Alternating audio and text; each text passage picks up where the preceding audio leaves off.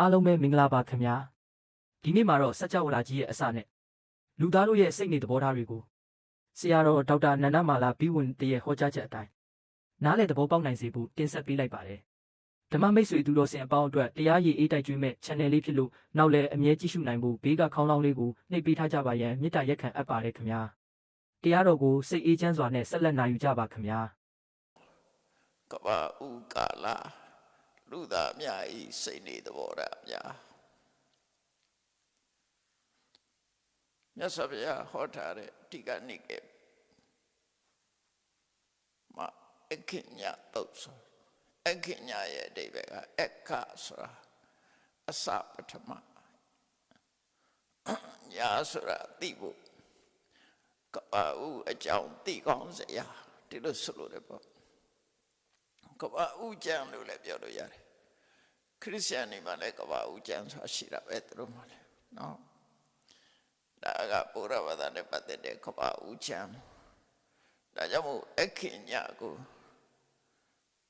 ဒီတော့ကိုဖွင့်ဆိုတဲ့အခါမှာအထက်ကရာတွေကဘယ်လိုရေးတုံးဆိုလောကုပ္ပတ္တိဝန္တကထာလို့ရေးတယ်လောကုပ္ပတ္တိဆိုဩကတလောကကြီးဖြစ်တည်လာဖို့အစဉ်ဆက်ကိုဖော်ပြတဲ့ကျမ်းပေါ့လောကုပ္ပတ္တိဆိုလောကရဲ့ဖြစ်မှုဆိုဒါအဲ့ဒီပါဠိစာပေမှာအထက်ကရာတွေသုံးထားတယ်မြတ်စွာဘုရားကတော့အခိညာလို့သုံးတယ်အခိညာဝန္တိညာဆိုအခဆိုတာဘယ်အစလာတယ်ဆိုတာအစပထမအစကိုဖော်ပြတာဝန္တိညာဆိုတာအမျိုးအနွယ်ပဲအသက်ဆင်းလာတယ်ဆိုတာဖော်ပြတယ်အဲ့ဒီစကားလုံးလေးတွေကပါဠိမှာဘုရားကိုယ်တိုင်သုံးခဲ့တဲ့စကားလုံးတွေပေါ့အဲ့တော့မြတ်စွာဘုရားကကပ္ပပြက်ပုံနဲ့ကပ္ပတီးရှိပုံကိုအသေးစိတ်တော့မဟောဘူးသို့တော့ကပ္ပဥကာလလူသားတွေရဲ့အစပထမကိုတော့အသေးစိတ်ဟောတယ်တရဝစတင်ဖြစ်ပုံတော့မဟောဘူးဘာလို့မဟောတော့ဆိုမနေ့ကပြောတဲ့အတိုင်းမြတ်စွာဘုရားကတရဝရှိတယ်လို့လက်ခံထားတာမရှိဘူးတရဝဆိုတာကိုလက်ခံထားဘူးမြတ်စွာဘုရားလက်ခံထားတာယုံနဲ့နာမဲ့လက်ခံအဲ့ဒီယုံနဲ့နာကိုဒုက္ခလို့ပဲသတ်မှတ်တယ်ပရိစ္ဆသောဘမှာလည်းဧဝမေတ္တကေဝလတဒုက္ခခန္ဓတသမှုရိယောဟောတိဒုက္ခခန္ဓတနိရောဓဟောတိဒုက္ခအစုလို့ပဲသတ်မှတ်လိုက်တယ်အဲ့တော့ဘုရားဟောတာဒုက္ခလို့ပဲဟောတယ်တတ္တဆိုတဲ့အနေထားနဲ့မဟောဘူးဒါကြောင့်မို့တရဝအကြောင်းနဲ့ပတ်သက်လာလို့ရှိရင်မြတ်စွာဘုရားတရဝရှိတယ်လို့မယူဆသည့်အတွက်ကြောင့်တရဝအကြောင်းနဲ့ပတ်သက်လာရင်နှုတ်ဆက်နေတယ်မရှိတာကိုမပြောဘူးပေါ့နော်တကယ်ရှိအဲ့တော့တရဝလို့ထင်တာကဣတုရှင်ပေါ့ဥမာမဲ့စရုပ်တရုပ်ကိုလူအစ်စ်လို့ထင်နေတာဣတုရှင်ပဲခဏခေတ်မှာဆိုပိုနာလဲစရာရှိတယ်ပေါ့နော်ဘာလို့လို့ဆိုတိုးတက်ဖြစ်ပေါ်လာတဲ့ဒီစရုပ်တွေကရုပ်အတုတွေကပေါ်လာတယ်လေခုခေတ်မှာလူတွေရဲ့AI နိပညာဆိုတာနော် artificial intelligence လူတွေရဲ့အတုလောက်ထားတာတွေကပို့ပြီးတော့လူနဲ့တူလာတယ်လူနဲ့တူလာတော့အဲ့ဒါတွေကိုတွေ့တဲ့ပုဂ္ဂိုလ်တွေကတကယ်လူလို့ထင်လာမှာပဲအခုလေရုပ်နဲ့နာပေါင်းစပ်ပြီးတော့လှုပ်ရှားတာကိုလူလို့ထင်လာကြတာအဲ့ဒီအထင်ကိုဘုရားရဲ့တရားတော်ရအစစ်မြင်လို့ရှင်ဖြောက်ရမယ်သူကအဲ့ဒီဖြောက်နိုင်မှဒိဋ္ဌိဝိသုဒ္ဓိဆိုတာဖြစ်တာအဲ့ဒါမဖြောက်နိုင်သေးရင်အယူဤစင်ကြယ်မှုသို့မဟုတ်အသိပညာဒီပညာဟာအစစ်မြင်လာတဲ့ဘုရားရဲ့ပညာဟာနော်အစစ်မြင်လာတဲ့အစဉ်ရောက်လာတဲ့အခါကျတော့တရဝမရှိဘူးဆိုတဲ့အမြင်ကိုမြင်လာအောင်ကြိုးစားမြင်ဒါတကယ်အမှန်မြင်ပဲဣတုရှိပြောက်တယ်လို့ပြောမှာပေါ့မျက်စိလဲပြီးတော့လူတွေကထင်မှတ်နေတာ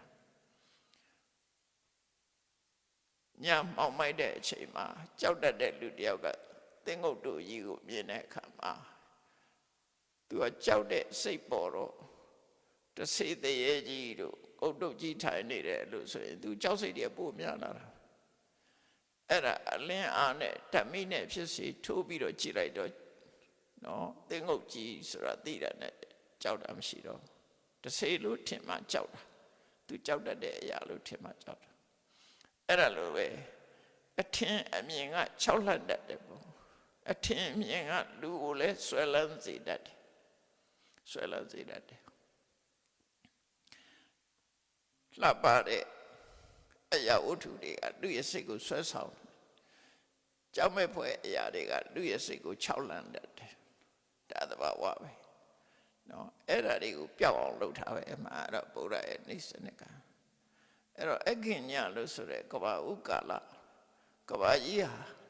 စတင်ပြီးတော့တိဆောက်လာတာတိဆောက်နေတဲ့အချိန်ကိုပဲ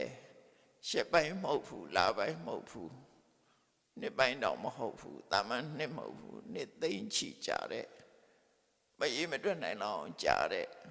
အတိုင်းတာကာလကြီးတစ်ခုဖြစ်တယ်ဒါမှမဟုတ်သင်္ချေက၄ခုဆိုတာနော်ကဘာကြီးစတင်တိဆောက်နေတာကအကြာကြီးပဲလမ်းနေနဲ့ခတ်တွေစုံသွားပြီဆိုရင်တိဆောက်ခြင်းလုပ်ငန်းပြီးသွားပြီဒါပေမဲ့တိုးတက်ပြောင်းလဲမှုတွေရှိနေဦးမှာပဲ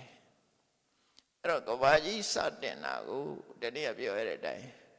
မိုးရွာခြင်းကစတင်ခဲ့တာမိုးရွာတာကဥရုကြောင့်ရွာတာပဲဒီခဏခေတ်လူတွေနားလဲတဲ့ဒါပို့ပြီးတော့သိလာကြတယ်ဥတုကြောင့်ရွာလာတာအဲ့ဒီဥတုကပဲထိန်းချုပ်သွားတာပဲအဲ့ဒီမိုးပေါက်ကြီးကအာကာသထဲမှာတပေါက်သေးပဲဖြစ်တယ်အဲ့ဒီတပေါက်သေးက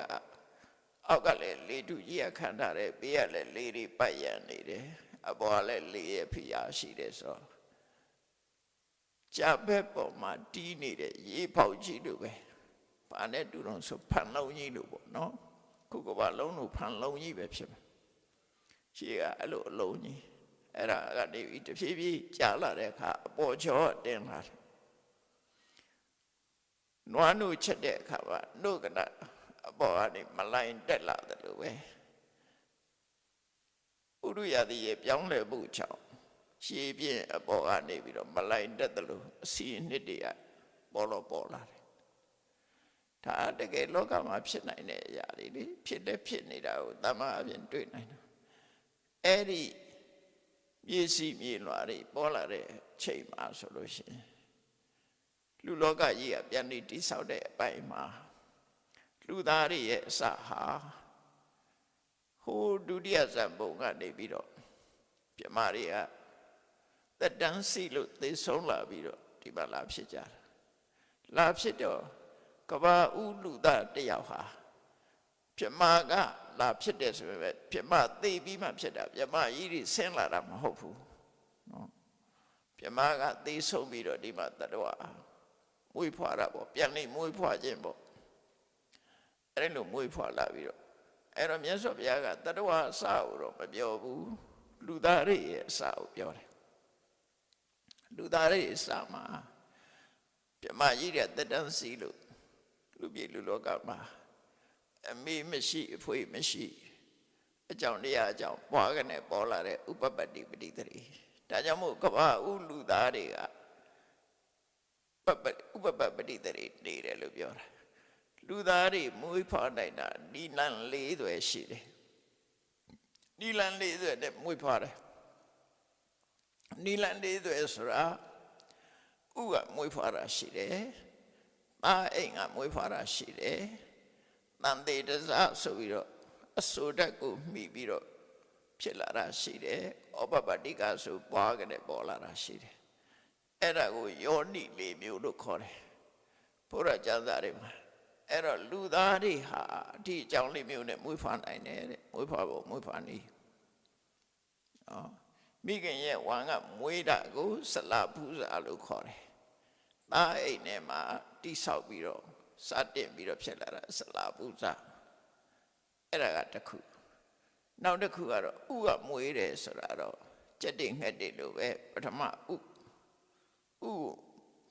ထုတ်လိုက်ပြီးတဲ့အခါအပြစ်မှာဥကနေပြီးတော့တခါလူသားဖြစ်တာရှိတယ်အဲ့ဒါစာပေမှာတော့ရှာပါပေါ့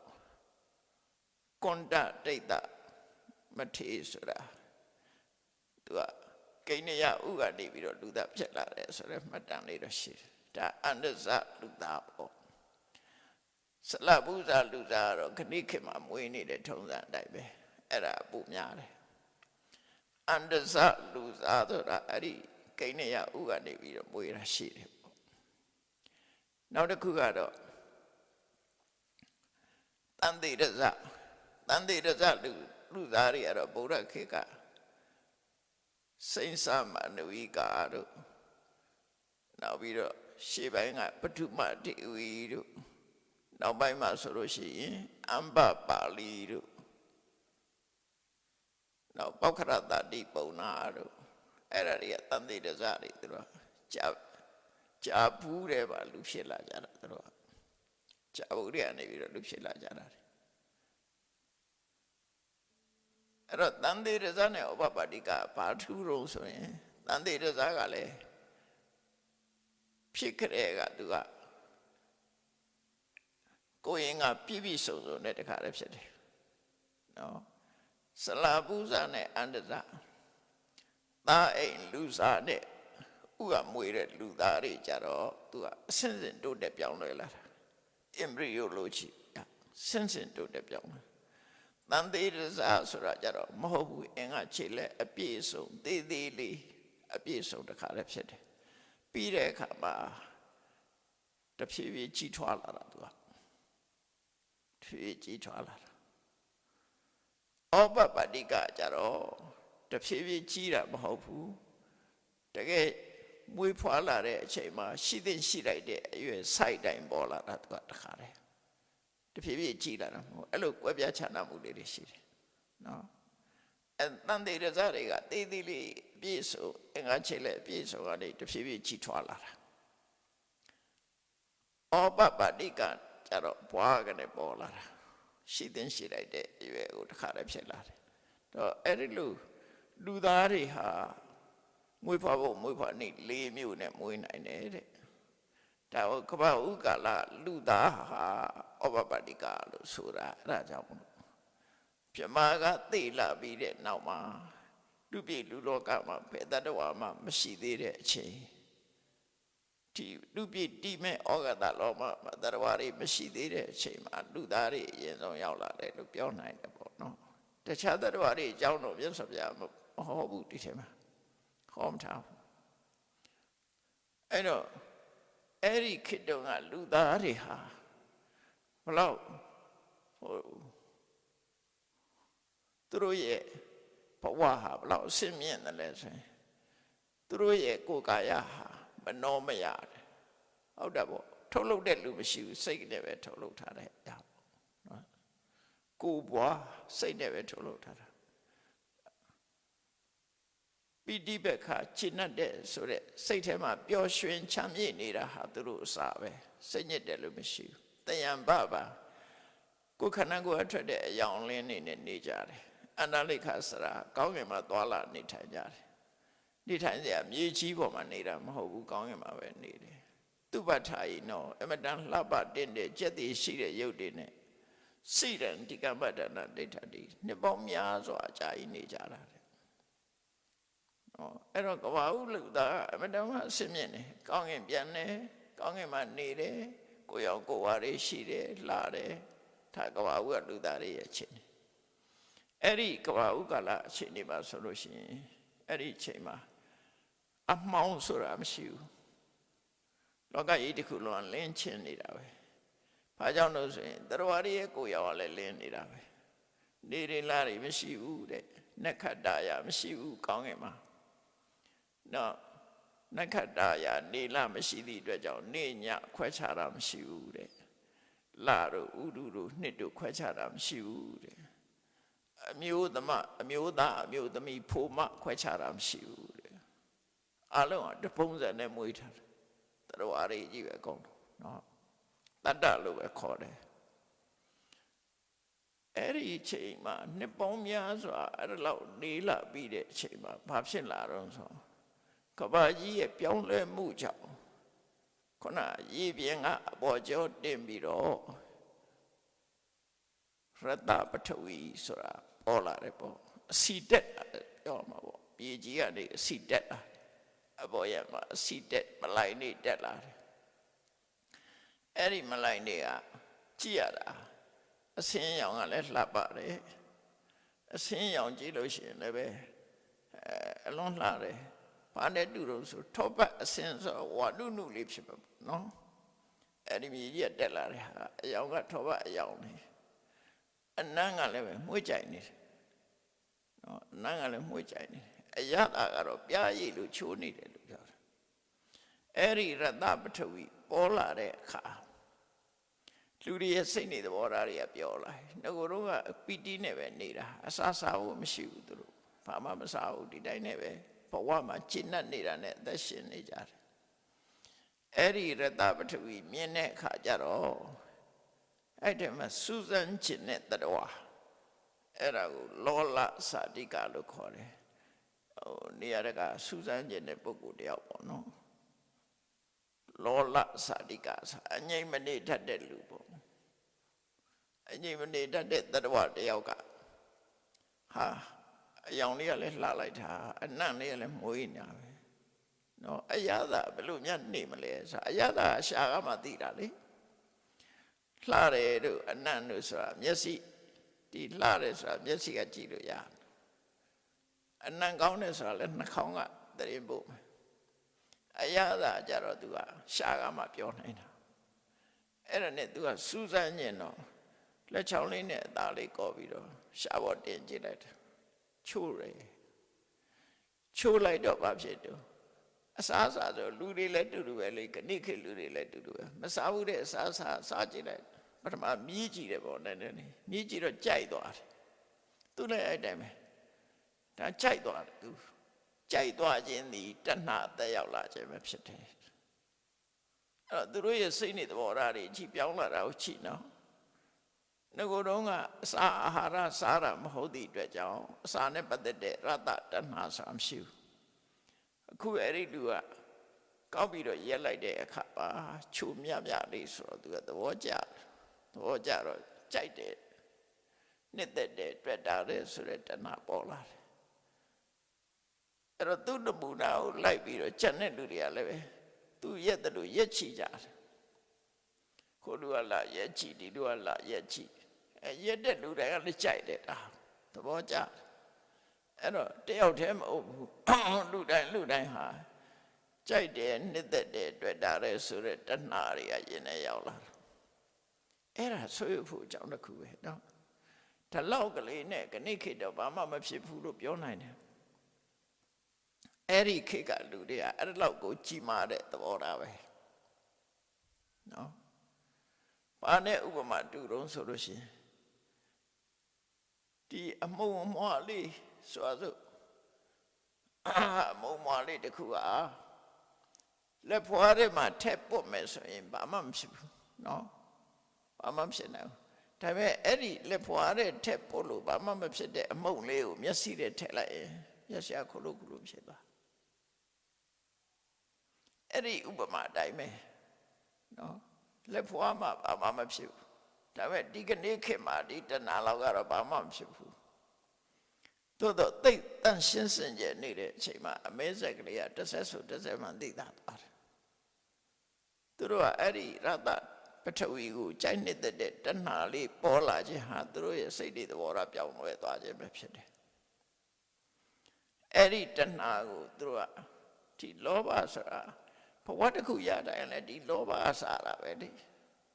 လောဘစားတာဘဝနိကတိဘယ်ဘဝရောက်ကြိုက်တယ်ဒါဖြင့်ငရဲရောက်တဲ့လူတွေရောကြိုက်လားဆိုရုပ်တည်းကြိုက်တယ်လို့ပြောတယ်ငရဲရောက်တဲ့လူတွေကြောချမှတပြမှန်းသိတာလေတပြလို့မထင်ဘူးစာပထမမီးအောင်တောင်ရွှေအောင်ထင်းနေတာမကြောက်ဘူးရှောက်ရကစားတော့ကိုရတဲ့ဘဝပျော့ကြတာကြီးပဲလေအကုန်လုံးဒါကြောင့်မို့လို့ဘဝနိကန္တိဆိုတာဒီဘဝတစ်ခုမှလောဘကပဲစားပြူတာအခုလည်းကြည့်ကဘာဥလူသားတွေမှာပထမဆုံးဖြစ်လာတာလောဘပဲနော်တဏှာလောဘရာဂထူးထူးပဲအဲ့ဒီဟာအရင်ဖြစ်လာပြီးတော့ယင်နဲ့ရောက်လာတဲ့အခါကျတော့နောက်ဆုတ်သွားမှမဟုတ်ဘူးလူတွေခဏခေတ်ကလူတွေလိုပဲကြိုက်လို့ရှိရင် မရရအောင်စားမယ်မှားစားမယ်နိုင်ငံညာတော့မှားမယ်ကိုယ်နိုင်ငံမရှိလေလိုက်ရှာမယ်နော်အဲ့တော့ရတပထဝီကိုဒီရတဲ့အခါမှာလူတွေဘာလို့တော့ဆိုရက်ချီလို့ကြိုက်သွားတဲ့အခါမှာအာရပါရလက်တွေနဲ့ကော်ပြီးစားကြတော့အဲ့ဒီလိုစားပြီးတော့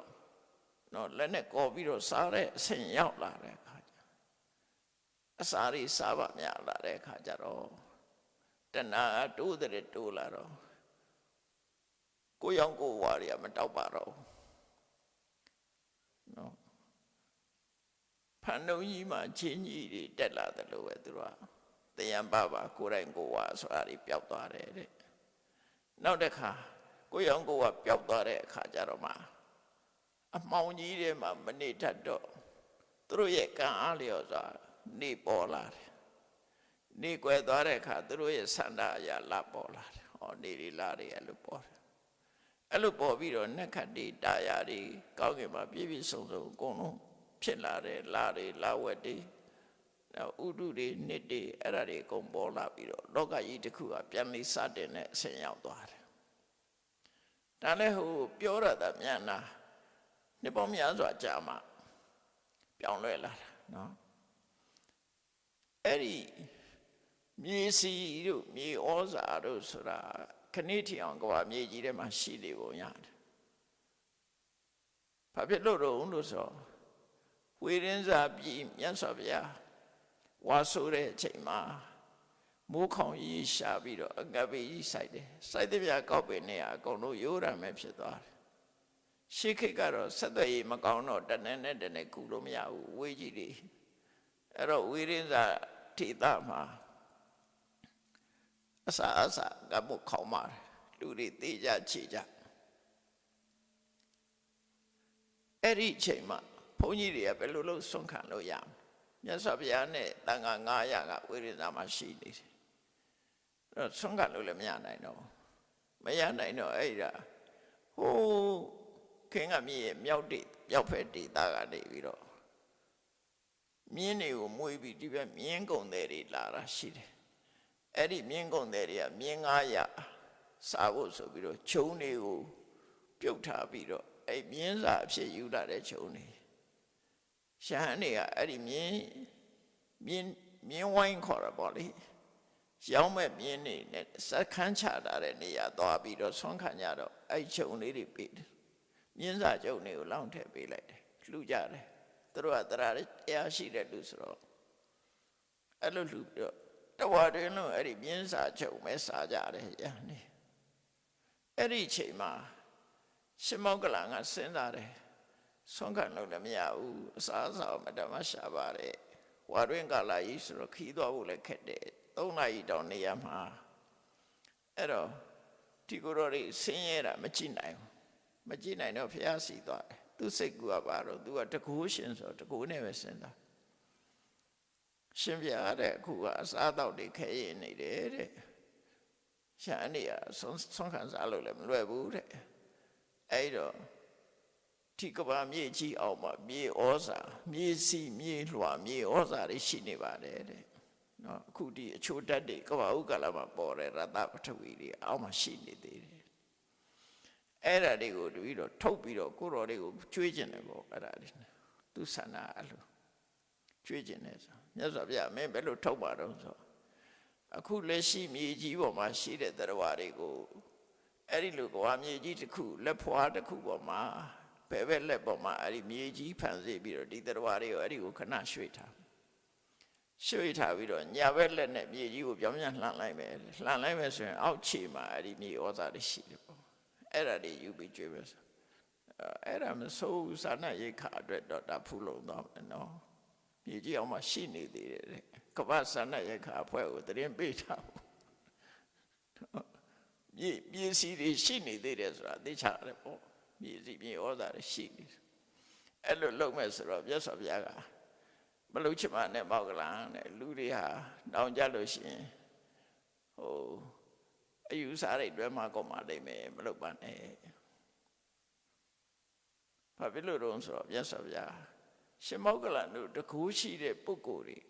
က ကလုံနိုင်တော့လေနောက်တစ်ခေတ်ကျရင်တကူမရှိဘူးဆိုရင်မလုံနိုင်ရင်လူတွေကပြစ်မှားလိုက်မယ်တဲ့အလကားပါဒီခေတ်ဖို့ကြီးတွေဘာမှမစွမ်းတော့ဟိုရှင်မောက်ကလန်တို့လိုမတတ်ဘူးဆိုပြီးတော့လူတွေကဒီတကူမရှိတဲ့သူတော်ကောင်းတွေကိုပြစ်မှားမိမှာပြစ်မှားမိလိုက်မယ်တဲ့ဒါကြောင့်မလုံချင်ပါနဲ့နောက်တစ်ခုထပ်တောင်းသေးတယ်ရှင်ပြအဲ့လိုဆိုလို့ရှိရင်မြောက်ကျွန်းကိုဆွမ်းခံမှုဥဒ္ဒရကုရုဆိုတဲ့မြောက်ကျွန်းဘက်ကိုဆွမ်းခံမှုပြီးတော့လုပ်ပြီးတကူရှိတဲ့ကိုတော်ဖြစ်စေမရှိတဲ့ကိုတော်ဖြစ်စေမြေကျောကိုရှုံးလိုက်လို့ရှိရင်ဒီကိုနေရာကျောင်းနာမြောက်ကျွန်းကရောက်လာတဲ့အခါမြေကျောပြန်ဆန်းလိုက်မြောက်ကျွန်းရောက်သွားပြီဒီကိုတော်ပြန်ကျင်တဲ့အချိန်ကျတော့လည်းဒီဘက်တက်လိုက်အောင်အဲ့ဒီပုံစံနဲ့သူကလုပ်ပြီးမှပြောဖေရမလုပ်ပါနဲ့ဒါတွေဘိုက်အတွက်ဝမ်းရည်အတွက်ဒါတွေကိုအသုံးချတာမကောင်းဘူးပေါ့နော်ပြဿနာကြုံတွေ့လာရင်အဲ့ဒီပြဿနာကိုကြံ့ကြံ့ခံကြိုက်တယ်ဖေရ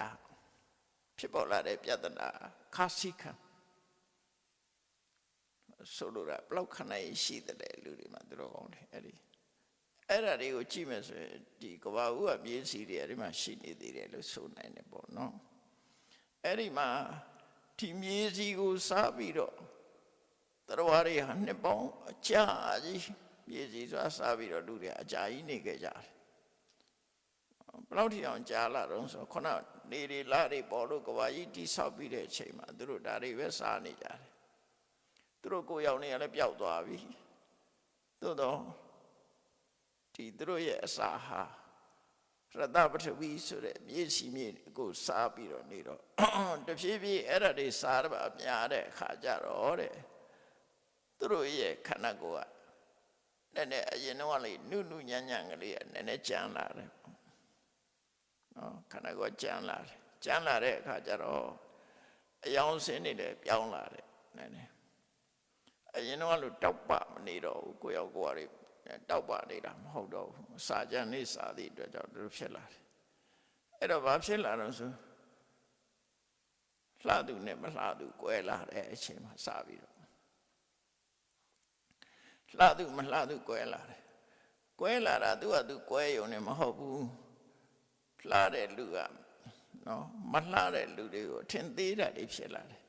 မယမေတိဟိဝန္ဒတရာအမေဟိတိဒုဗ္ဗနာတရာတဲ့လှတဲ့လူကလည်းငါကသူ့တဲ့လှတယ်မလှတဲ့လူကလည်းငါကတော့သူ့တဲ့ရုပ်ဆိုတယ်လူချင်းမှာခွဲခြားတဲ့အမြင်တွေပေါ်လာတယ်အဲ့ဒီခွဲခြားမြင်လာတဲ့အမြင်ဟာကိုယ့်ရဲ့ဘဝအခြေအနေတစ်ခုပေါ်မှာအထင်ရောက်တဲ့မာနလို့ခေါ်တယ်အဲ့ဒါခုနတဏှာပြီးတဲ့အခါမာနထဝင်လာတယ်လှသူကမလှသူတွေကိုထင်သေးလာတယ်မလှသူတွေလေအစိတ်ဓာတ်ကြလာတယ်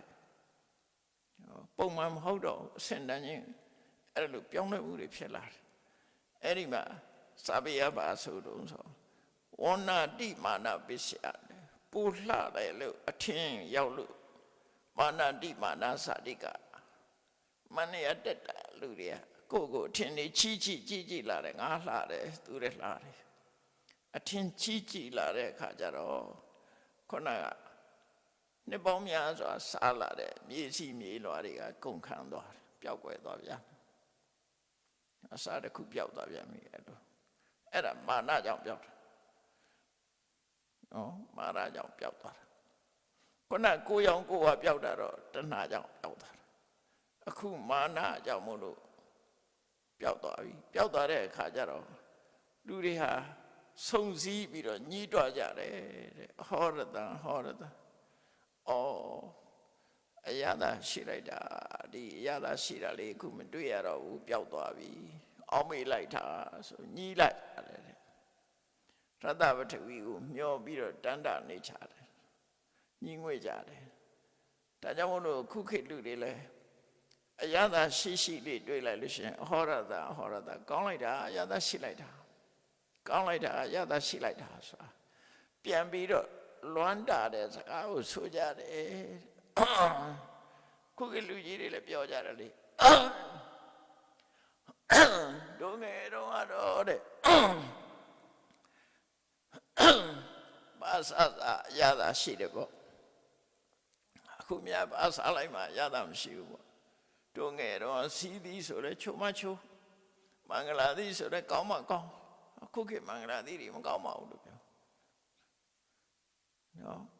ခေတ်ပြောင်းလာတော့အသီးနှံရတယ်ပြောင်းတာမဟုတ်ကိုရှာကလည်းပြောင်းသွားပြီငယ်တော့ရှာမဟုတ်တော့ရှာမဟုတ်တော့အရသာအသိမရတော့နော်ဆုပ်ယုပ်မှုတွေအဲ့လိုလာတာမြေစီးမြေလွှာမြေဩဇာတွေကျသွားတဲ့အခါမှာလည်းသီးနှံရဲ့ဒီအာဟာရလည်းရော့ကျတာပဲလေဒါကြောင့်မို့ဖျားတွေပွင့်တဲ့အခါမှာကောရမဖျားလက်ထက်မှာပွင့်တဲ့သီးနှံစားရတဲ့အစာအာဟာရတတိတိရွက်ကသဝဖျားလက်ထက်ကစိုက်လို့ပြိုးလို့ရတဲ့စားရတဲ့တတိသီးနှံတိရွက်မတူဘူးဘာကြောင့်မတူတာတော့ဆိုခုနအဲ့ဒီမြေစီမြေလွှာတွေကဆုပ်ယုပ်သွားတာရှေ့ပိုင်းကကသဗ္ဗဖျားလက်ထက်ကစိုက်ပျိုးထားတဲ့သီးနှံတွေကလူရဲ့ခန္ဓာကိုယ် maintenance လုပ်တာ sustain လုပ်တာနှစ်ပေါင်းများစွာလုပ်နေအနှစ်2000ထိအောင်လူတွေရဲ့ခန္ဓာကိုယ်ထိန်းထားတယ်မအိုးဘူးအဲ့လောက်ထိအောင်မအိုးတော့ဘူးမသေးဘူးလူရဲ့ခန္ဓာကိုယ်ကနုပြုတ်နေအောင်ထိန်းထားနိုင်တယ်အခုကောရမဘုရားလက်ထက်ရောက်တဲ့အခါကျတော့မြေစီမြေလွှာတွေကလည်းဆုတ်သွားပြီအဲ့ဒီပေါ်မှာစိုက်ပျိုးတဲ့သီးနှံတွေရဲ့ဩဇာတက်ကလည်းညံ့သွားပြီညံ့သွားတဲ့အခါကျဒါစားတာဟာအနှစ်3 40 50 60နော်80လောက်ဆိုမရှိတော့60လောက်ဆိုအိုးကုန်ညာမထိန်နိုင်ဘူးဒီအာဟာရတက်ကမထိန်နိုင်တော့သိပြီတော့အဲ့ဒါလို့ဆိုလေတတန်ရှည်ခြင်းတို့ခြင်းဟာအဲ့ဒီဥဒုနဲ့အာဟာရနဲ့ဆိုင်တယ်တဲ့ဥဒုပေါ်မိပြီးတော့ဖြစ်လာတဲ့မြေကြီးအဲ့ဒီပေါ်မှာအမိဖြစ်တဲ့သီးနှံတွေရဲ့အစီဩဇာအဲ့ဒါကွာခြားတယ်နော်တခြားနည်းလည်းပဲကွာခြားမှာမနေ့ကတောင်ပြောကြသေးတယ်ကြားလိုက်သေးတယ်ရှမ်းကုန်းမှာစိုက်တဲ့သီးနှံနဲ့ပြုံဦးလည်းဟာသီးနှံမတူဘူးဆိုနော်တရားနေရာဒေသလိုက်ပြီးတော့ကွဲပြားခြားနားမှုရှိဒါရှိနိုင်တယ်လေရှိနိုင်တယ်ဒေသလိုက်ပြီးကွဲပြားခြားနားမှုတွေရှိတယ်ဘယ်အထက်တဲ့သီးနှံပိုကောင်းတယ်ဆိုကြားဘူးတာတော့မုံညင်းတို့ဘာလို့ဆိုလို့ရှိရင်ဘိန်းကင်နာကမုံညင်းပိုကောင်းတယ်လို့ကြားတယ်ဘိန်းဆိုင်တဲ့နာမှာဆိုင်တဲ့မုံညင်းတွေကပိုကောင်းတယ်တဲ့ရတာရှိလက်ဖက်တောင်မှပဲတတောင်နဲ့တတောင်တနဲ့နဲ့တနဲ့လက်ဖက်ရတာချင်းမတူဘူးကွဲပြားခြားနာတယ်ဒါတွေကဖြစ်နိုင်တဲ့အရာတွေကြီးပဲပေါ့နော်အဲ့တော့ရတပထဝီပျောက်ကွယ်ရခြင်းအကြောင်းကဘာကြောင့်လို့ဆိုတော့လူတွေဟာတူတူထင်သေးခြင်းကိုထင်ကြည့်ခြင်းဘဝမြင်ခြင်းထင်သေးခြင်းဆိုတဲ့မာနတရားတွေယင်ထဲမှာရောက်လာတယ်အဲ့ဒီရောက်လာသည့်အတွက်ကြောင့်အဲ့ဒီအကုသိုလ်ကြောင့်ရောကြတာဆုပ်ယုပ်တယ်မှန်သမျှအကုသိုလ်နဲ့ဆိုင်တယ်ပထမတုန်းကကိုယ်ရောက်ကိုယ်ဝါရီပျောက်သွားတာကတဏှာအတ္တပထဝီဆိုတဲ့ကောင်းမြတ်တဲ့အစာတစ်ခုပျောက်ကွယ်သွားတာကမာနအဲ့တော့လောကကြီးမှာဒီယင်ထဲမှာဖြစ်ပေါ်လာတဲ့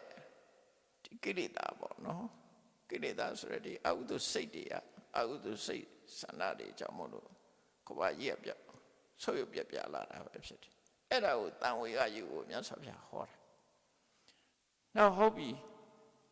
ရတပထဝီကွဲသွားတဲ့အခါကျတော့သူတို့ရဲ့ကုသကံအားလျော်စွာရတပထဝီလောက်ဟိုကောင်းကြမှာတော့ကောင်းမှာပေါ့နော်ရတပထဝီအစာဘာအစာထိုးလာတယ်လဲလို့ဆိုရင်ภูมิပပတကတဲ့မြေလွှာမြေတွေကအလွှာလိုက်ချက်လိုက်ဖြစ်လာတယ်ခုနကတော့တကယ်အစီအနစ်ကြီးပဲအခုကျတော့အချက်လိုက်လွှာလိုက်တွေဖြစ်တယ်ဘာနဲ့တူတုံးဆိုလို့ရှိရင်မှုနဲ့အလားတရတူတယ်အဲ့တော့ကိုယ်အမြေကြီးရတယ်မှုတက်လာတဲ့သဘောပေါ့နော်အဲ့ဒီမှုပွင့်ကြီးတွေလို့ဖြစ်လာအဟိစတကမှုပွင့်အဲ့ဒီမှုပွင့်ကြီးတွေကလည်းပဲလှတယ်တဲ့အနံ့ရတာနဲ့ပြည့်စုံတယ်အစင်းရောင်ကတော့ခုနလိုပဲထောပတ်ရောင်ပဲတဲ့အရသာကြတော့ပြာအရသာနဲ့ပြာရည်နဲ့အရသာချင်းတူတယ်အရသာတော့မကွာဘူးအဲ့လိုပေါ်လာတယ် အဲ့တော့တရားတွေဟာလူသားတွေဟာကဘာဥကလူသားတွေဟာအဲ့ဒီမြေလွှာဆိုတာပေါ်လာတဲ့အခါကျတော့အဲ့ဒါကိုစားဖို့ကြိုးစားလာကြပြန်အဲ့ဒီအစာစားပြီးတော့နှစ်ပေါင်းများစွာနှစ်ပေါင်းသိန်းချီချီအောင်ကြာပြီးတော့အဲ့ဒါအစာနဲ့စားနေကြတယ်လူတွေဟာခုနကရတပထဝီတုန်းကအစာပို့နူးညံ့တယ်နော်နူးညံ့တယ်အခုကရတပထဝီနဲ့စားရင်မြေလွှာကအဖက်ကျန်းန်းနေပါလာနော်အဲ့လိုပေါ့ခိုးတော့အစီနှစ်တည်းကြီးပဲအခုကတော့အဖက်တွေပါလာပြီဖက်တွေပါလာတော့ကြာကြာစားလာတဲ့အခါခန္ဓာကိုယ်ကပို့ပြီးတော့ကျန်းတန်းလာတယ်ကျန်းတန်းလာတယ်အစင်းရောင်ကလည်းပဲကွဲပြားခြားနားမှုကပို့ပြီးတော့ထင်ရှားသိတာလာတယ်ပို့ထင်ရှားသိတာလာတဲ့အခါကျတော့ခုနကလှသူမလှသူနှစ်ခုကွဲလာပြီးတော့မလှတဲ့လူတွေလှတဲ့လူတွေကမလှတဲ့လူတွေပေါ်မှာအထင်သေးမြင်သေးဖြစ်လာတယ်မာနတွေတက်လာကြပြန်တယ်မာနကနောက်ဆုံးမသွားဘူးတိုးတက်လာတာနော်လူတွေရဲ့ဒီလှပမှုမလှပမှုဆိုတာကွဲပြားခြားနားမှုတွေဒါများလာတယ်အဲ့ဒီလိုမာနအရှိန်ကတိုးမြင့်လာသည့်အတွက်ကြောင့်ဖူပြီးပပတကလို့ဆိုတဲ့မြေလွှာတွေကလည်းပျောက်သွားကြပျောက်တဲ့ဆိုတာချက်ချင်းဟုတ်ခနဲ့ပျောက်တာတော့မဟုတ်ဘူးတဖြည်းဖြည်းပျောက်သွားတဖြည်းဖြည်းပျောက်တော့ဘာပေါ်လာတော့ဆိုပတာလတာမြေနွယ်ဆိုပေါ်လာတယ်ဘာနဲ့တူတော့ဆိုကွန်းနွယ်နဲ့တူတယ်ခုနကတော့မှုတွေလို့ဟာမျိုးတွေဖြစ်တာအခုကကျတော့နွယ်ပင်နေလို့ဖြစ်လာပြန်နော်နွယ်ပင်နေလို့ပေါ့နော်အဲ့ဒါကိုပတာလတာလို့ခေါ်တယ်ကွန်းနွယ်နဲ့အလားတရတူတယ်တဲ့သူကလည်းပဲအစင်းအနံ့အရသာနဲ့ပြည့်စုံတယ်တဲ့အစင်းကတော့ထောပတ်အယောင်ပဲတဲ့အယောင်ကတော့ထောပတ်အယောင်အရသာကတော့သိမကွာဘူးပြားရည်ရဲ့အယောင်ပဲပြားရည်ရဲ့အရသာပဲတဲ့နောက်ထပ်တတိယမြောက်အစာတစ်ခုပေါ်လာတာအဲ့ဒီအစာကိုပဲလူတွေကအာပြုတ်ပြီးတော့စားကြပြန်တယ်နော်တဖြည်းဖြည်းတော့အစာကျန်းလာတဲ့သဘောရှိတယ်အဲ့ဒါတွေနှစ်ပေါင်းများစွာစားလိုက်တဲ့အခါတဲ့ခန္ဓာကိုယ်အသားရည်တွေတဖြည်းဖြည်းပို့ပြီးတော့ကြန့်ခိုင်ကျန်းလာတယ်ပေါ့ပြီးတော့အစင်းရဲ့ကွဲပြားမှုတွေတယောက်နဲ့တယောက်မတူမှုတွေအစင်းလှမှုမလှမှုတွေပို့ပြီးတော့ဆိုးလာတယ်ဆိုးလာတော့ငါသူ့ရဲ့ပို့လှတယ်ငါတို့ကသူ့ရဲ့ပို့ရုပ်ဆိုးတယ်ဆိုတဲ့ခွဲပြားခြားနားမှုတွေဖြစ်လာတယ်ဖြစ်လာပြီးတော့မာနတွေကတက်လာကြတယ်မာနဆိုတဲ့သဘောကအထင်ရောက်တာပဲလေဖဝေမျက်နာတို့အထင်ရောက်တာတို့စိတ်ဓာတ်ကြတာတို့အဲ့ဒါတွေကမာနတွေပဲအထင်ရောက်မှုပဲအဲ့ဒီလိုဖြစ်လာတဲ့အခါမာနတရားကြီးထွားလာသည့်အတွက်ကြောင့်ပရလတ္တာဆိုတဲ့မြေနွယ်ကလည်းပဲကွယ်သွားပြန်ရောတဖြည်းဖြည်းနဲ့ပျောက်သွားပြန်အဲ့ဒါနှစ်အနည်းငယ်မဟုတ်ဘူးတစ်ခုတစ်ခုဆိုနေပေါင်းများစွာအကြာကြီးအကြီးမှာနော်အဲ့တော့သူတို့ညီးတွားကြတယ်တဲ့ငါတို့မှရင်တော့နော်မြေနွယ်ရှိခဲ့တယ်အခုမရှိတော့ဘူးနော်လူတွေကထုံငယ်ငယ်တော့ငါဆွာလို့ပေါ့ကောင်းတာတွေပျောက်ွယ်သွားတဲ့အခါကျတော့ညီးကြတယ်အဟုဝတ္တနောအဟောတိအဟာတိဝတ္တနောငါတို့ဒါတွေရှိခဲ့တယ်တို့ငယ်ငယ်တော့ငါဆိုပြီးတော့ပြောတာအခုကျတော့မရှိတော့ဘူးပျောက်သွားတဲ့အပေါ်မှာပြန်ပြီးတော့ညီးတွားပြောဆိုကြတယ်တဲ့အဲ့ဒီလိုကဘာကြီးမှာအစာအာဟာရတွေကတဖြည်းဖြည်းပြောင်းလဲပြီးတော့လာတယ်နှစ်ပေါင်းများစွာကြာတဲ့အခါကျတော့အဲ့ဒီမြေပေါ်ပေါက်တဲ့ຫນွေကြီးကလည်းပျောက်သွားပြန်သူပျောက်သွားတော့ဘာဖြစ်လာတော့ဆိုတော့ထင်းနဲ့ချက်เสียမလို့တဲ့အပင်ကနေခူးစားရတဲ့စပါးမျိုးပေါ်လာတယ်နော်ချက်เสียမလို့အပင်ကနေခူးပြီးစားလို့ရတယ်အကတ္ထဘာကောတာလိတလေးစပါးချက်နေเสียမလို့ဘူးအပင်ကနေခူးဆွပြီးတော့စားလို့ရတယ်အကနောအပေါ်ကနေအခွန်ကြမ်းမပါဘူးသူကအဆန်တိုင်းပဲအခွန်ကြမ်းမပါဘူးအထုတော့ဖွဲမပါဘူးတုတ်တော့စင်ကြယ်တယ်သူကတော့အနံ့ကလည်းကောင်းတယ်တန်တုလက်ဖလောစဘာတိတာအခုခေတ်စဘာဆိုတာအခွန်နဲ့လာတာလေစဘာကြတော့အခွန် သူကြတော့တန်တူးလက်ဖလောတဲ့ဆန်သီးအစားရဆန်ပဲအခွန်မပါဘူးအခွန်မပါတဲ့ဆန်ပေါ့နော်အဲ့တော့အခွန်မစားလို့ရတယ်ပေါ့သူကအခွန်ပါပါလေးဖြစ်ဖို့ရတယ်နော်ခွာကြီးအခွန်နေကျန်းလာတာလေခွန်နေကျန်းတော့မွားနိုင်တော့အဲ့တော့သူကြတော့တန်တူးလက်ဖလောစပါဆန်အစီတိုင်းပဲဆန်တိုင်းပဲနော်စပါအစင်မဟုတ်ပဲနဲ့ဆန်စီတိုင်းပဲတီးလာတယ်အဲ့ဒီဆန်သီးတွေဆန်တွေကိုဘာလို့တုံးဆိုလူတွေကရှမ်းတန်သာယံသာယမသာယအာဟာရန္တိနော်ပါတော့တန်ဟောတိဝဏံပတိဝိရုံလံညနေစာလို့ရှိရင်အဲ့ဒီအပင်ကနေပြီးတော့ဆန်းစီလေးကိုဖြုတ်ယူလိုက်ပြီးတော့ညနေစားလိုက်ကြတယ်မနဲ့သွားကြည့်တော့အဲ့ဒါတွေပြန်ပြီးတော့ဖြည့်ထားနော်အဲ့အသီးလေးတွေကပြန်ပြည့်နေတယ်ညနေမနဲ့ကြတော့သွားကြည့်ပြန်ပြီးတော့ပေါက်နေတယ်ပြန်ပြီးတော့ဖြည့်ထားတယ်တော့မနဲ့မှကြတော့လေမနဲ့စာအတွက်ယူပြီးတော့စားလိုက်တယ်ဆိုရင်ညနေကြတော့ပြန်ဖြစ်နေပြန်အဲ့တော့ဒီသီးလေးကဘလို့ခုမပြောက်မကုန်မသွားဘူးလို့ပြောတယ်မနဲ့စားပြီးရင်ညနေကပြန်ထွက်နေတယ်အဲ့ဒီလေးတွေဆန်သီးလေးတွေပြန်ထွက်နေတယ်နော်ခုတဲ့နေရတော့မပေါ်ဘူးတဲ့အမြဲတမ်းရှိနေတဲ့ပုံစံမျိုးဖြစ်တယ်တဲ့အဲ့ဒီအခဋ္ဌပါကပါဠိထင်းနဲ့ချက်เสียမလို့တဲ့တလေးထမင်းကိုစားပြီးတော့နှစ်ပေါင်းများစွာနေထိုင်ခဲ့ကြတယ်တဲ့ဒါကဘာဦးကလူသားတွေနော်ကဘာဦးကလူသားတွေဟာအဲ့ဒီလိုပဲအစာကလည်းတဖြည်းဖြည်းကျန်းလာတယ်ခွာနော်နွယ်နဲ့စားလို့ရှိရင်ဒီဟာဆန်စီဆိုတော့ပါလာတယ်ပေါ့နော်ပူကျန်းလာတယ်အဲ့ဒါစားလဲပြီးတော့လူတွေကနှစ်ပေါင်းများစွာနေတယ်နှစ်ပေါင်းများစွာနေပြီးတော့အဲ့ဒီဆန်စီတွေစားပါများတဲ့အခါကျတော့ဘာဖြစ်လာခန္ဓာကိုယ်ကလည်းခါတိုင်းနဲ့ပို့ပြီးတော့ကျန်းနံလာတယ်ကျန်းနံမှုတွေရှိလာတယ်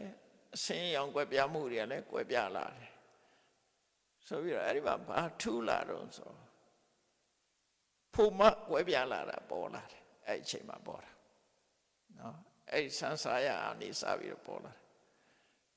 အတိတ်ဘဝတုန်းကအမျိုးသမီးဘဝမှာဖြစ်ခဲ့တဲ့ပုံကိုယ်တွေကအမျိုးသမီးပြန်ဖြစ်သွား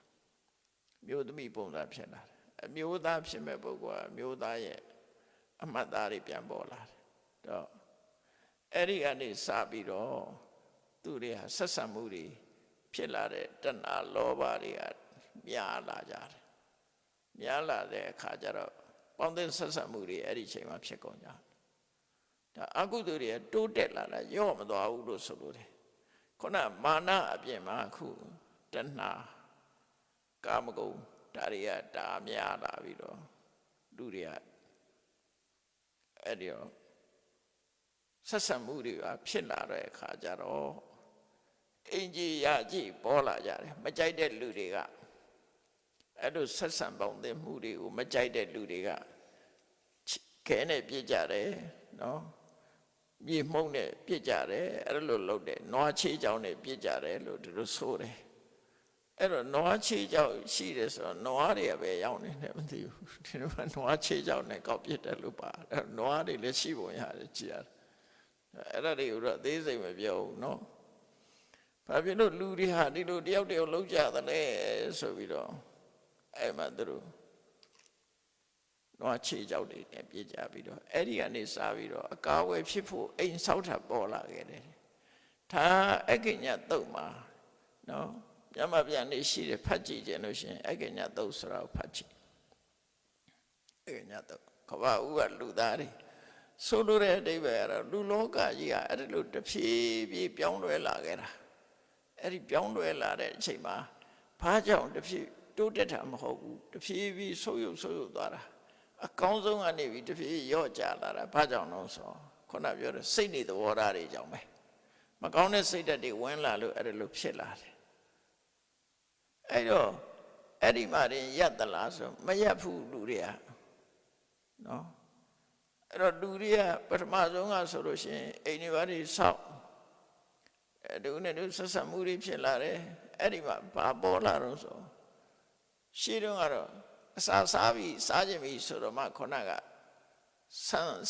ဆန်သီးကိုသွားပြီးတော့ယူပြီးတော့စားလိုက်ကြတာအဲ့နာပါပဲစားတယ်ငှက်တွေလိုပဲအစာစားပြီးဆိုမှသွားစားလိုက်တယ်အဲ့ဒီပဲခဏခဏသွားရမှပြင်းတဲ့လူတယောက်ကပါလို့တုံးဆိုနော်ခါတိုင်းကသူကမနေ့စားဆိုမနေ့သွားစားတယ်ညစားဆိုညသွားစားတယ်သူကမဟုတ်တော့မနေ့စားညစားတခါတည်းခုအိမ်ယူသွားတယ်အိမ်ကြီးရှိလာပြီကိုအိမ်ကြီးရှိလာတော့အိမ်တယ်သွားတယ်မနေ့စားရောညစားရောအကုန်လုံးပေါင်းပြီးတော့စားတာဖြစ်တော့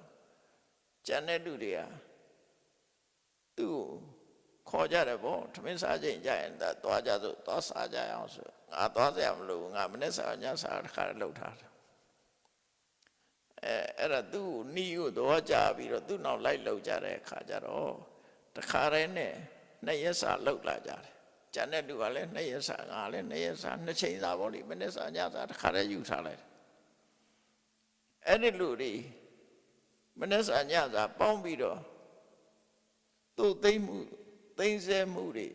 ဖြစ်လာတယ်အဲ့ဒီကနေတခါတိုးပြီးတော့တရက်ကနေနှစ်ရက်စာယူသွားတယ်နှစ်ရက်စာနေသူ့နောက်လိုက်ပြီးတော့တစ်ချိန်နဲ့အဲ့လိုလုပ်တယ်ဟာကောင်းတယ်ဒါအလုရှုပ်သက်တာတယ်မင်းနီကောင်းတယ်ဆိုပြီးတော့လူတွေကရှူသွားကြတယ်နောက်အဲ့ဒီကနေစားပြီးတော့လူတွေဟာအစာအာဟာရသူ့မိသိမ့်စည်းတယ်ဆိုတဲ့အလေးထားတစ်ခုပေါ်လာတယ်ပေါ့နော်သူ့မိသိမ့်စည်းတယ်၄ရက်စာယူသွားတယ်၅ရက်စာယူသွားတယ်တစ်ပတ်စာယူသွားတယ်အဲ့လိုနဲ့အစာအာဟာရကိုသိမ့်ဆဲတာတွေလှုပ်လာတဲ့အခါကျတော့အဲ့ဒီသိမ့်ဆဲမှုသိမ့်စည်းမှုကိုကြောင်းပြုပြီးတော့ဘာဖြစ်သွားတော့ဆိုခုနကတော့ကဆန်သီးတွေကဖွဲတွေပါလာတယ်အခွန်တွေပါလာတယ်ဆံမော်ရုပ်ရှက်လာတယ်နော်ခူးလိုက်တဲ့နေရာလဲနောက်ထပ်ပြန်မပေါက်တော့ဘူးဆွေးသွားတယ်အဲ့ဒါဆွေးသွားတယ်ပြီးတော့အုပ်စုလိုက်အပင်တွေဟာအဲ့ဒါလို့ပြန်ပြီးတော့ငကိုတော့ကတော့ပရိသပင်ကခူးစားတယ်လို့ခူးစားလို့ရတယ်အဲ့ဒီအခြေအနေကြီးကပျက်စီးသွားတယ်အဲ့တော့ဆုပ်သွားတာဘာကြောင့်ဆုပ်သွားတော့ဆိုတော့လူတွေရဲ့တဏှာလောဘကြောင့်ပဲငါဟာဆိုတဲ့သိသိစီးတာလည်းပဲဒါတဏှာလောဘတစ်ခုပဲလေအဲ့လိုသိသိသို့လောက်မှုကိုကြောင်းပြုပြီးတော့လူရဲ့စားစာတွေကဆုပ်ပြလာတယ်လို့အဲ့တော့စိတ်ဝင်စားကြတော့ကောင်းတယ်အဲ့တိုင်ကမ္ဘာလောကကြီးကဒါနှစ်တူတို့အတွင်းဖြစ်တတ်မဟုတ်ဘူးနှစ်အမတန်မှရှည်ကြတဲ့အချိန်မှဖြစ်တယ်အနှစ်ချုပ်ပြောရလို့ရှိရင်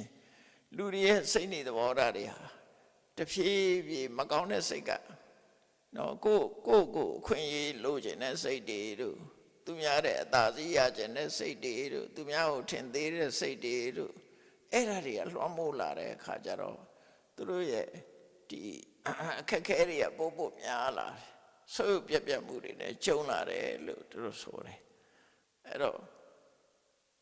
ဒီအက္ကညတုတ်ဟာနောက်ရက်ဒီမှာဆက်ပြီးတော့နားထောင်မယ်ဆိုလို့ရှိရင်စိတ်ဝင်စားစရာတွေပေါ်လာမှာမြတ်စွာဘုရားဟောတာကတော့အဲ့ဒီပုံစံနဲ့ပဲဟောသွားတာနော်တဖြည်းဖြည်းပြောင်းလဲသွားတာအက္ကညတုတ်နဲ့ဆက်ပြီးတော့ကြည့်ရမှာတော့စက္ကဝတိတုတ်စက္ကဝတိတုတ်ဆိုတာယနေ့လူသားတွေရဲ့နိဗ္ဗာန်ကဘာဖြစ်လာမယ်ဆိုတာဟောတာအက္ကညတုတ်ကလည်းပဲကဘာဥကာလကနေလာပြီးတော့တဖြည်းဖြည်းဆုပ်ယုပ်သွားပုံကိုပြောတာပဲအဲ့တော့တိုးတက်လာတာမဟုတ်ဆုပ်ယုပ်လာတာဆုပ်ယုပ်တာဘာကြောင့်ဆုပ်ယုပ်တုံးဆိုရင်လူတွေရဲ့ရင်ထဲကစိတ်နေသဘောထားတွေကြောင့်ဆုပ်ယုပ်တာဆိုတာကိုတတိတဝေကထားပြီးတော့ကိုယ်တဏ္ဍမှာကိုပိုင်ဆိုင်မှုတွေမနာလိုစိတ်တွေမာနတွေတဏှာတွေအဲ့ဒီကိလေသာတွေကြောင့်လူတွေရဲ့အခွင့်အရေးတွေဟာတဖြည်းဖြည်းဆုပ်ယုပ်လာတယ်ကောင်းတာတွေဟာတဖြည်းဖြည်းပြောင်းလဲပြီးမကောင်းတဲ့ပဲရောက်သွားတယ်ဆိုတာဒီအကုသိုလ်တွေရဲ့ဆိုးကျိုးတွေပဲလို့ကိုယ်စီမှတ်သားပြီးတော့ကိလေသာတွေမဖြစ်ပွားအောင်ချိုးနှိမ်မှုကြိုးစားအထောက်နိုင်ကြပါစေကုန်သတည်း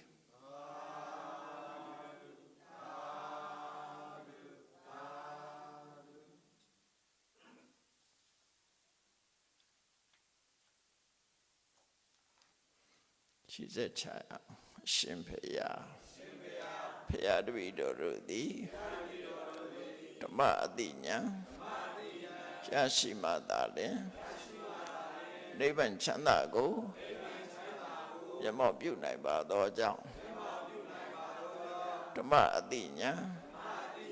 ရရှိစေရန်ရှိတန်ကြလျက်ဓမ္မသဘင်ရှင်ခြင်းပါပြုလုပ်ကြ၍အမတဒါနဓမ္မဒါနတရားလှူတော်ကိုပေးလူကြပါကုန်၏တရားတော်မြတ်ကိုရှုသိလေးမြတ်စွာမမတ်သားသာအာယုန်ထားလျက်နာကြားကြပါကုန်၏တရားတော်မြတ်ကိုတတ္တဗဝတ္ထုအစုစုတို့ဖြင့်ပူဇော်ကြပါကုန်၏ယနေ့ယခုအာထုပ်ပြုလုပ်ကြရသောဤကောင်းမှုသည်နိဗ္ဗာန်ချမ်းသာ၏အကြောင်းထောက်ပံ့ဖြစ်ပါစေတည်းဤကောင်းမှု၏ဖို့ပါကကိုအမိအဖာအဖို့ဖွာဆွေမျိုးညာတိတို့အားကုသိုလ်အမြတ်ဝေငှပါကုန်၏သာသနာတော်ဆောင်နှင့်လောကဆောင်နှင့်တို့အားကုသိုလ်အမြတ်ဝေငှပါကုန်၏31ဘုံကျင့်လေးကုန်သောလုံးစုံများစွာတတ္တဝါတို့သည်ကုသိုလ်အမြတ်ကိုယ်စီရကြကုန်သည်ဖြစ်၍ကိုယ်စိတ်နှဖျားချမ်းသာကြသည်ဖြစ်ကြပါစေကုန်သတည်း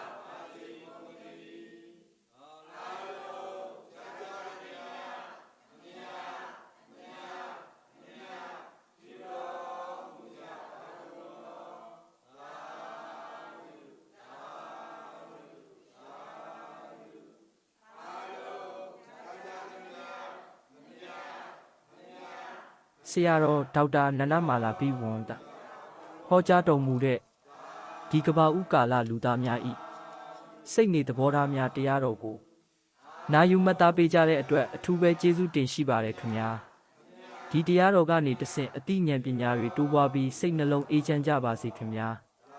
နောက်ထပ်တရားတော်ကောင်းများကိုအမြဲမပြတ်နာယူနိုင်ဖို့အတွက်ကျွန်တော်တို့ရဲ့ channel ကို like and subscribe လုပ်ပြီးဘေးနားကခေါင်းလောင်းလေးကိုနှိပ်ထားပေးဖို့မေတ္တာရက်ခံအပ်ပါတယ်အားလုံးပဲတာဓုပါခင်ဗျာ